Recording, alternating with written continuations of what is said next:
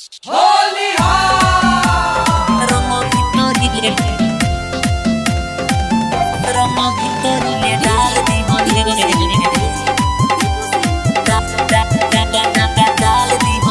mix by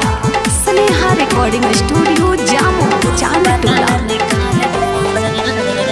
होलिया में कोइनी दीदी या के ससुरारी मन लेना जीजा हमसे कोइले बरियारी रंग भीतरी ले डाल दी होले कुली बादला निकाल ली होले रंग भीतरी ले डाल दी होले कुली बादला निकाल ली होले रंगले बीच बीच उता पूरा यारी यारी रंगले बीच बीच उता पूरा यारी यारी रंग भीतरी ले डाल दी होले कुली बादला निकाल ली होले रंग भीतरी ले डाल दी होले कुली बादला निकाल ली होले रंग भीतरी ले डाल दी होले डाल दी होले रंग भीतरी ले डाल दी होले रंग भीतरी ले डाल दी होले दीदी बोलैलस नाही बतैलस हमारा के उतकाल है हो उजर उजर पूरा रहे समिजिया कोई देले जी जलाले हो दीदी बोलैलस नाही बतैलस हमारा के उतकाल है हो उजर उजर पूरा रहे समिजिया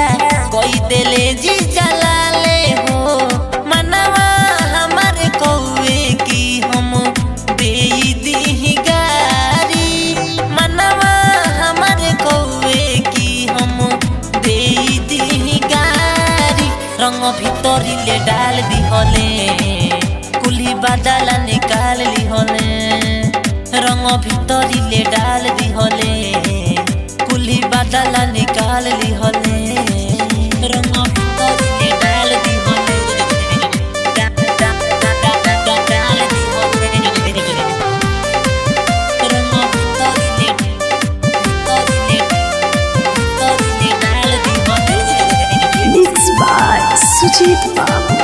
रंग भीतरी ले डाल दी होले धुराया माटी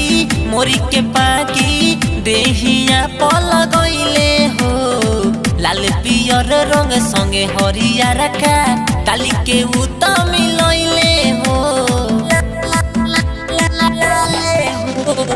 धुराया माटी मोरी के पाकी देहिया पल गईले हो लाल पियर संगे बाबे हरिया रखा काली के पूरा मिलैले हो रीते से बलमुआ उता गलती कइले भारी सुजत दीप सुदर्शन त गलती कइले भारी रंग भीतरी ले डाल दी होले सब बादला